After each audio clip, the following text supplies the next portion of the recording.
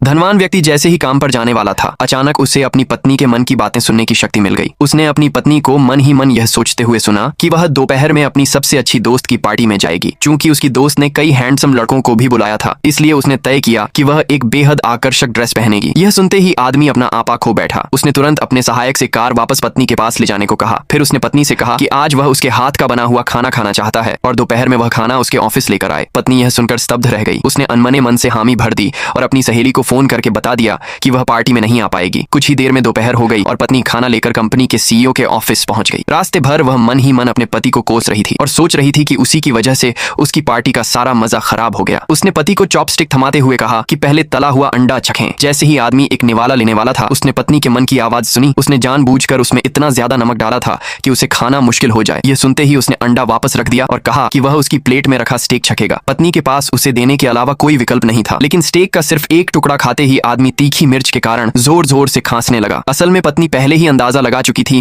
कि वह स्टेक खाएगा, इसलिए उसने उसमें जानबूझकर ढेर सारी मिर्च डाल दी थी। बाहर से वह चिंता का दिखावा कर रही थी, लेकिन मन ही मन बेहद खुश थी। इसके बाद आदमी ने साफ कह दिया कि अब से उसे उसके हाथ का खाना बनाने की जरूरत नहीं है। पत्नी यह मौका खोना नहीं चाहती थी, इसलिए उसने तुरंत कहा कि पति के लिए खाना बनाना उसकी जिम्मेदारी है। लेकिन आदमी ने बेरुखी से जवाब दिया कि उसका खाना बहुत खराब होता है। फिर उसने बहाना बनाया कि कंपनी में इन दिनों बहुत काम है और उसे अक्सर देर रात तक ऑफिस में रुकना पड़ता है, इसलिए वह चाहता है कि दोनों अलग अलग कमरों में सोएं ताकि उसकी वजह से पत्नी की नींद खराब ना हो। पत्नी ने तुरंत इसका विरोध किया क्योंकि वह अकेले नहीं सोना चाहती थी। असलियत यह थी कि उनकी शादी सिर्फ एक व्यावसायिक समझौता थी। शादी को 1 साल हो चुका था, फिर भी पति हमेशा उससे दूरी बनाए रखता था। पत्नी केवल तब उसका चेहरा और उसकी मजबूत बॉडी देख पाती थी जब वह सो जाता था और उसी से अपने मन को तसल्ली देती थी। जब आदमी ने उसके मन की यह बात भी सुन ली तो उसने अलग कमरे में सोने का फैसला और भी पक्का कर लिया। पति का मन बदलने के लिए पत्नी ने उसकी माँ से शिकायत कर दी। जैसा उसने सोचा था वैसा ही हुआ। माँ बहुत नाराज हो गई और बेटे को सख्त आदेश दिया कि वह अपनी पत्नी से अलग कमरे में नहीं सोएगा। उन्होंने कहा कि उनकी सभी सहेलियों के घर पोते पोतियां हैं, लेकिन उन्हें अभी तक कोई खुशखबरी नहीं मिली। आदमी ने जवाब दिया